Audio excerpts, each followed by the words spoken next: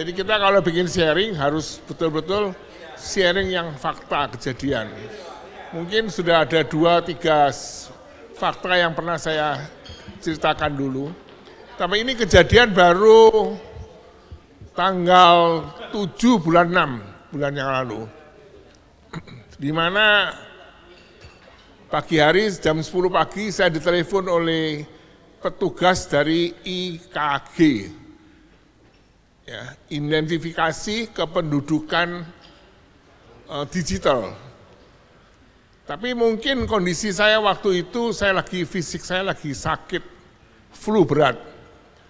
Dan luar biasa waktu dia telepon, dia bisa menunjukkan profilnya dia, fotonya pakai keplek dan sebagainya. Cuman singkat sih, dia mengatakan begini, Pak nanti minggu depan Bapak hari Selasa diminta ke kelurahan untuk memperoleh digital KTP. Saya bilang oke, kalau memang itu ya saya programkan, saya bilang gitu. Enggak berapa lama kemudian ada telepon menyusul. Telepon menyusul itu mengatakan, Pak, Bapak enggak perlu ke kelurahan, saya bisa bantu Bapak katanya. Dengan cara per telepon. Loh maaf ya, saya biasanya orang keras dan tidak pernah percaya hal-hal seperti itu. Terutama dia akan menanyakan masalah identifikasi saya sendiri. Langsung saya tolak. Tapi kok pada saat itu saya nggak tahu kenapa, saya bilang, saya turuti. Ditanya semua apa-apa saya jawab dan saya Dan dia bisa tahu, dia bisa melihat monitor handphone saya. Dia bisa mengatakan, Pak, Bapak pijat ini, Bapak pijat ini. Dan saya betul-betul bisa menuruti, yang mana selama ini saya nggak pernah melakukan hal seperti itu, selama hidup saya saat ini. Yang heran, pasangan saya, Sio, sini sebentar dulu, bantu aku.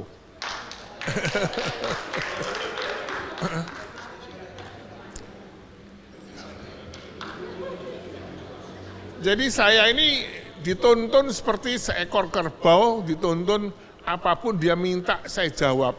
Sampai terakhir saya diminta fotonya, mau difoto sama dia, saya bisa ikut. Kan memang waktu itu fisik saya lagi lemah dan saya baru bangun. Sebentar ya, saya tak cuci muka dulu, nanti kalau saya tak cuci muka mungkin foto saya akan terjadi jelek. Betul itu ya? Betul. Pembantu saya waktu itu bersihin sampai saya suruh keluar. Jadi setelah selesai foto dan sebagainya, sidik jari pun saya kasih. Gila bener, saya nggak percaya itu. Seperti saya ini dihipnotis sama orang itu. Istri saya marah-marah sekali. Kok bisa gitu Jeff? Ya, biasanya nggak pernah begitu ya. Jawab nih. Disuruh foto ya foto. Mau, ya itu marah-marah kurang ganteng be. Jadi bangun tidur, bantunya dimarahi semua, aku lah heran. Kamu kenapa? Kok disuruh foto? Saya tahu kan orangnya kan agak gitu kan ya. Diomongin enggak kena iyo. Ya itu. Loh, diomongin enggak kena pada waktu itu dalam kondisi saya dihipnotis orang lah. Kalau sadar-sadar kena diomongin lah, cak wedi. Gak kan diinget no, kok denger semua data dikasihkan ya. Aku kan heran, ngomong ini habis siapa pagi-pagi. Tak inget no, siapa aja. Ustaz aku dia.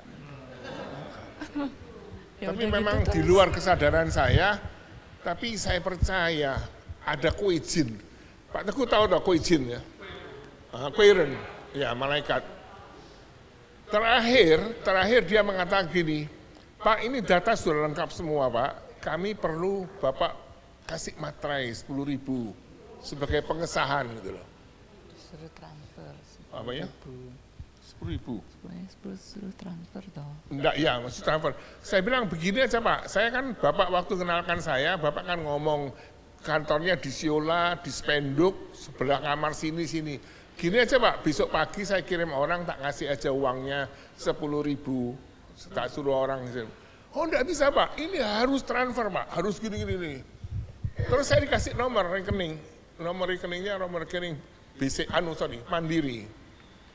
Nah, ya saya bukan orang banyak duit, saya kan juga punya Living, punya Wonder, punya BCA, my BCA, ya toh, saya punya. Loh, waktu itu saya norotin loh, saya buka Living saya rencana saya mau transfer uang 10.000 itu, biar selesai gitu loh.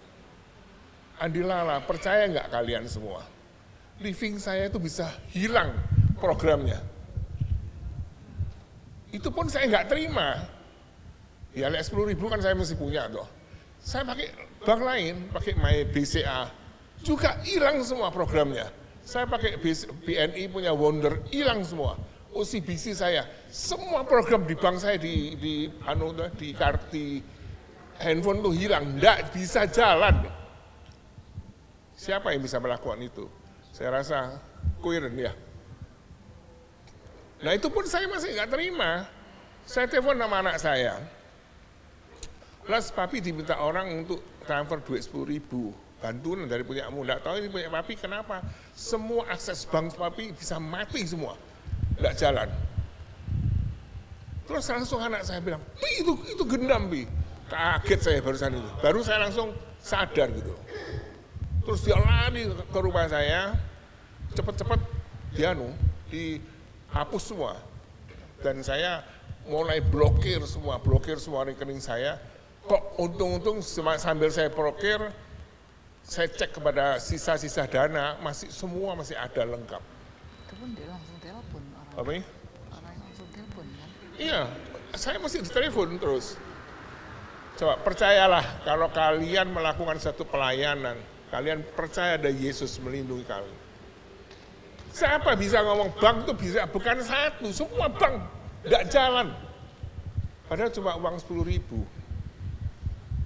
Minta Orosa dikasih saya 10.000.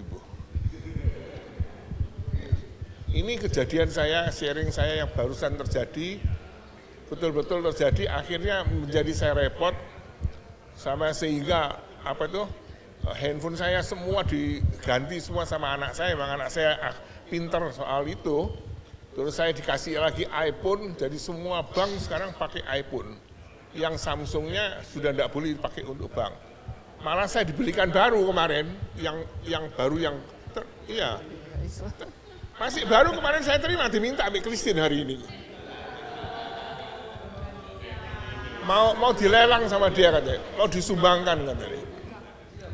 Ya ini betul-betul kejadian, dan mujizat ini, satu kejadian ini kan bukan baru sekali ya.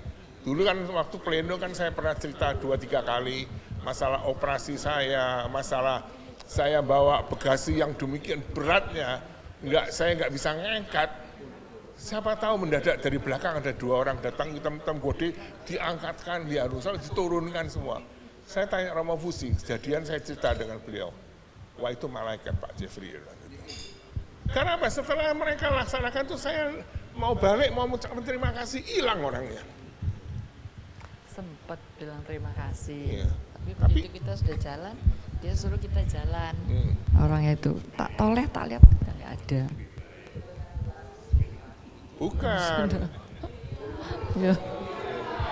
Loh, ya doa istri itu benar, tapi doanya kan lain, bukan itu. Hah? Oh sayang, ya Kak, Pak Teguh sayang. Oh gitu.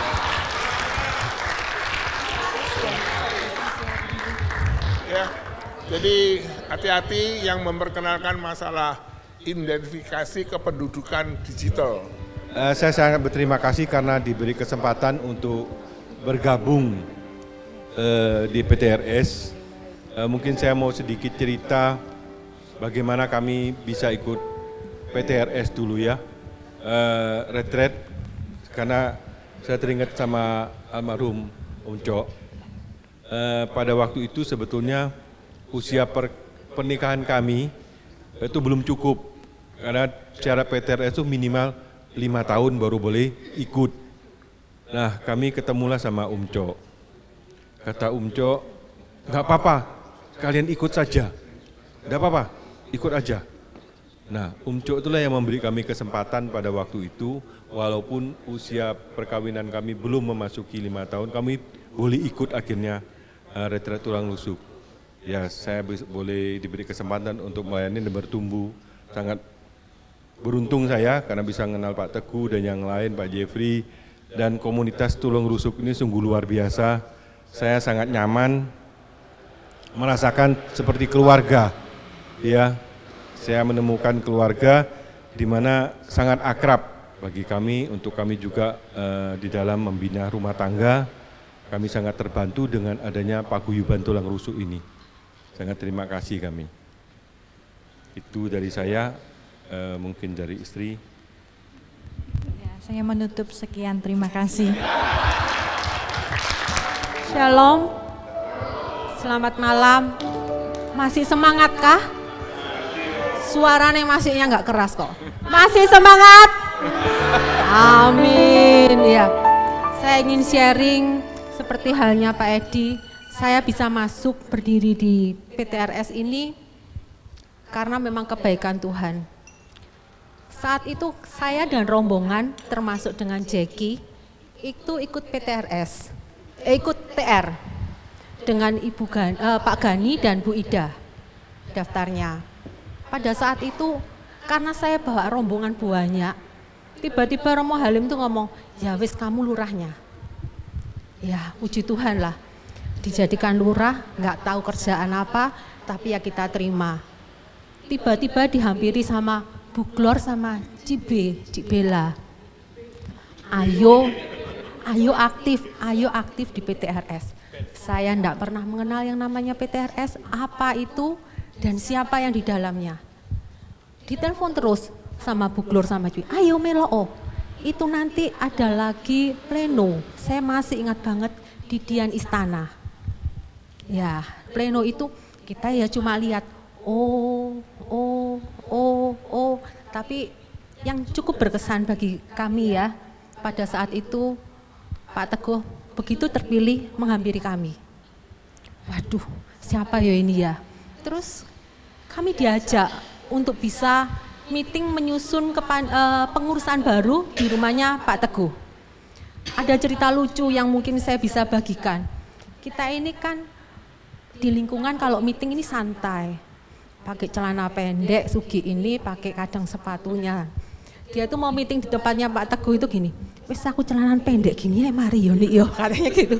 Saya tuh ngomong, lu sing genah, kita ini lu nggak ngerti meetingnya tuh di mana dan posisi gimana. Untung pada saat itu pakai celana panjang dan pakai hem, kalau nggak gitu. Aduh, tapi puji Tuhan saat di sana. Kemudian saya diajak Bu Glor sama Pak Loke untuk gabung di sosial dan kami berkembang banyak di sosial, kemudian membantu Pak Yudi di donor darah. Buat kami PTRS luar biasa, karena di awalnya Sugi ini paling nggak setuju kalau saya pelayanan sendiri-sendiri. Saya ini sering pelayanan sendiri, kayak Wah Berkat, perempuan sendiri, pria sejati sendiri. Dia tuh kepinginnya pelayanan bisa berdua dan ternyata Tuhan mengabulkan doanya Sugi, kami bisa gabung di PTRS dan berkembang sampai saat ini.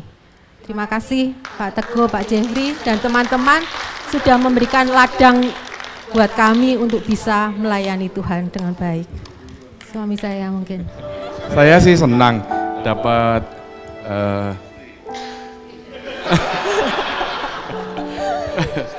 dapat apa ya, kesempatan bisa melayani bersama di TR ini. Kalau enggak dia sudah ucul sendiri di Wah Berkat itu, saya larang. Kalau enggak maunya Jumat Sabtu Minggu pergi sendiri.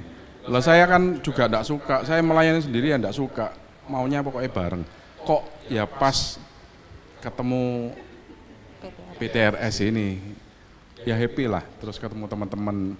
Ketemunya itu kan sepasang. Jadi kita itu enak gitu loh. Pergi itu kalau bersama-sama itu kan tenang, enak ya.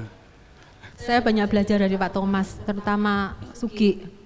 Dulu Sugi ini kayak gong Pak, sorry. Kalau nggak dipukul dung nggak bunyi.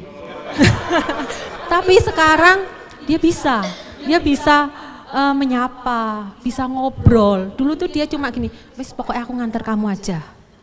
Aku nganter kamu aja. Tapi sekarang dia tumbuh. Dan puji Tuhan, dari Pak Thomas itu kita juga banyak belajar. Dengan melayani itu kita nggak akan kekurangan. Semuanya akan dipenuhi sama Tuhan.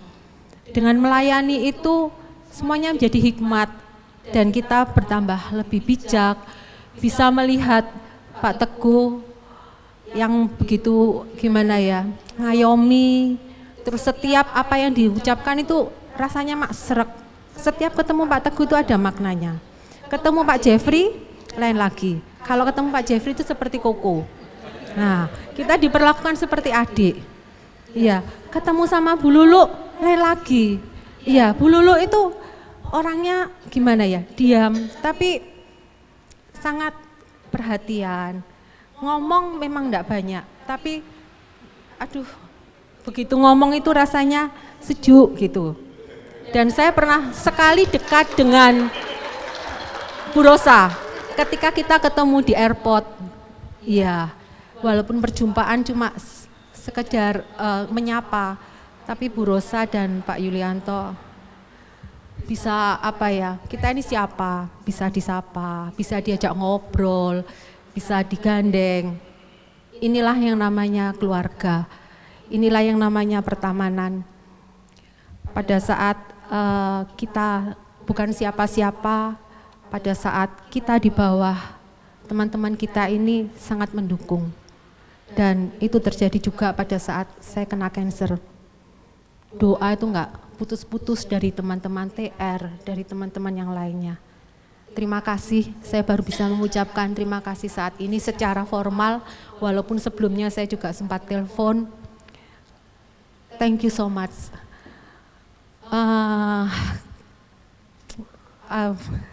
It's the best lah pokoknya untuk PTRS. Terima kasih.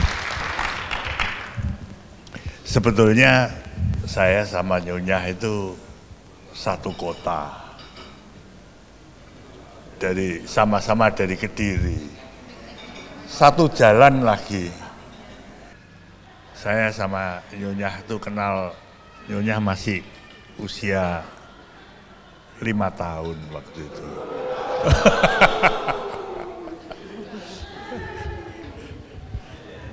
Nah sekarang kalau ada yang di samping mosok yang mau cari ke Taiwan atau ke China, kebetulan memang saya juga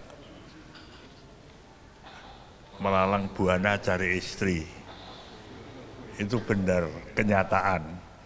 Tapi sekali lagi Nyonya ini muridnya kakak saya, cici saya satu-satunya di gereja. Dia diajak untuk ke gereja juga.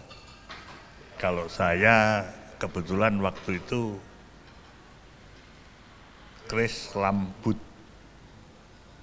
Kristen iya, Islam juga, Buddha juga.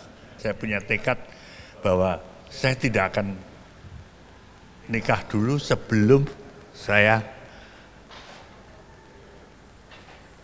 menggantikan papa dengan menyekolahkan adik-adik. Kebetulan adik ada 7, mama ada tekad bahwa papamu masih muda, sudah nggak ada. Jadi semua adik-adikmu kalau bisa dimasukkan ke kedokteran supaya kita tahu kesehatan. Akhirnya ketolongan 4 dokter, 1 farmasi, 1 teknik kimia, dan yang 1 pulang ke Jongkok. Akhirnya suatu saat saya ditanya, Mama, kamu enggak nikah? Ya kepengen, Mbah. Terus akhirnya saya nyari-nyari, ya sudah melalang buana, enggak pernah ketemu yang pas gitulah. Yang cantik banyak, tapi yang bisa ngikuti pola pikiran saya itu belum nemukan. Akhirnya kok sama Tuhan dikasih nyonya. Ya. Tetangga sendiri muridnya ke Cici. Adik saya itu nakal banget. Dia ngomong, "Dek, aku ikut." Adik saya ngikut, ya udah. Ngikut, terus saya datang, yang kenalin kita ketawa-ketawa sebentar. Saya datang kedua kali, saya hanya tanya, ngomong, orang laki datang ke rumahnya anak perempuan, pasti ada maksud dengan dua maksud, tujuan yang berbeda. Yang satu iseng, siapa tahu cuan, bener nggak? Iya toh.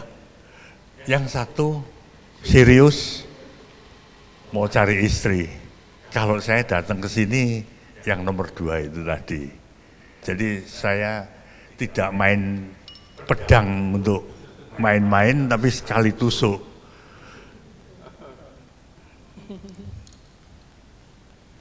Saya begitu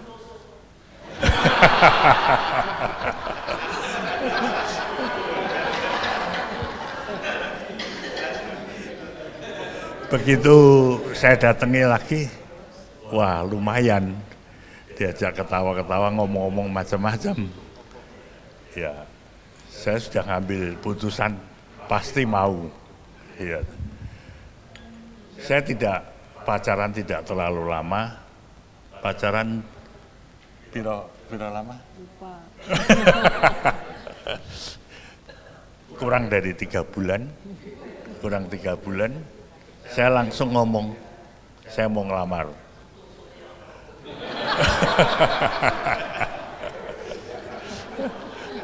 Nyonya itu tanya sama saya, sionya apa?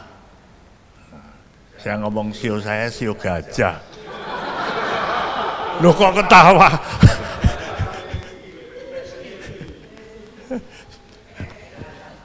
Sio gajah, saya ngomong begitu. Malamnya nyonya itu cari di kalender yang gajah itu yang mana. Ya tahu lek gak ada. Ya memang pikirnya kalau dilihat sionya kan mungkin tahu perkiraannya lah. Cuma ya memang saya tidak sekeren sekarang. Waktu itu saya kalau pakai baju ya baju biasa-biasa aja yang mungkin baru ngontrol di kolong bis, masih banyak oli-olinya. Ya, tapi sekali lagi saya memang nggak biasa bohongin, ya apa adanya. Akhirnya nyonya ya setuju jadi nyonya saya. Selisihnya cuma 16 tahun.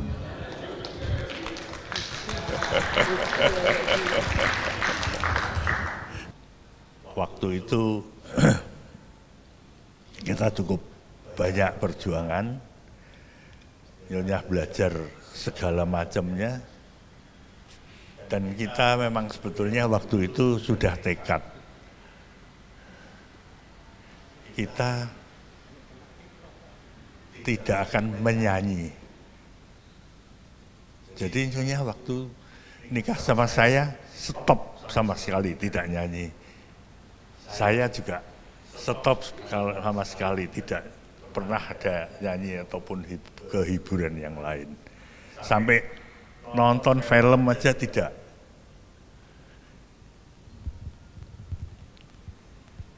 Jadi suatu kehidupan yang benar-benar kita mau cari kehidupan yang tentrem, enak. Betul? Ya. Loh. Saya nunggu nggak ada yang tanya. Ngepas semuanya ya. Ganti saya yang bicara ya Pak Bambang biar diem ya. Ya, saya memang pada saat itu ya memang sebetulnya pasti tahu, teman saya pasti banyak, senang bergaul dengan teman, itu pasti. Kalau nyanyi nggak pernah, memang nggak pernah nyanyi, nyanyinya ya di gereja aja, kur gitu aja. Tapi kalau ngajar sekolah minggu memang saya muridnya kakaknya Pak Bambang. Jadi saya TK, SD, SMP, SMA Katolik, tapi saya sekolahnya seminggu itu saya ke gereja Kristen, jadi mesti diajari bahasa Mandarin, jadi kita tertarik, saya senang sekali. Dan memang pendeta saya juga dari Congko asli, gitu. Cece-nya Pak Bambang itu penginjil. Tapi saya juga sering diajak ke kelenteng memang, karena memang keluarga kan kelenteng ya. Orang kuno kan semua banyak kelenteng kan ya. Ya itu. Terus kemudian kenapa saya bisa tertarik dengan Pak Bambang? Karena ya saya sih banyak teman ya, seumur dengan saya juga banyak, tapi saya senang dengan Pak Bambang karena Pak Bambang ya itu tadi datang dengan baju yang maksudnya ya baru kena, kadang-kadang tangannya ada gemuknya gitu ya, iki owner Besasti tangannya gemuk tok. Tapi itu membuat saya lebih wah iki berosotan di bawah, maksudnya itu menunjukkan dia itu dan sering cerita adikku itu banyak, terus seakan-akan sosok yang wah kok hebat men ya sebagai take, tapi dia mau nyekolahkan adiknya semua, jadi malah menjadi kayaknya saya itu tertarik karena kok ada orang yang mau berkorban untuk keluarga begitu. Itu yang menjadi daya tarik buat saya. Jadi saya anggap ya hero buat keluarganya, dan saya juga menjadi ya, saya kira itu aja. Oke, terima kasih. Jadi saya memotivasi teman-teman semuanya olahraga serius 40 menit. Begitu lewat 40 menit silahkan. Sehingga saya dikaruniai kesehatan. Ya mungkin karena kumpul PTRS sehingga saya dikasih kesehatan. Terima kasih sekali lagi. Tetap di PTRS, tetap kita berjuang bersama untuk membantu orang lain supaya kita dikasih kesehatan dan rezeki. Terima kasih.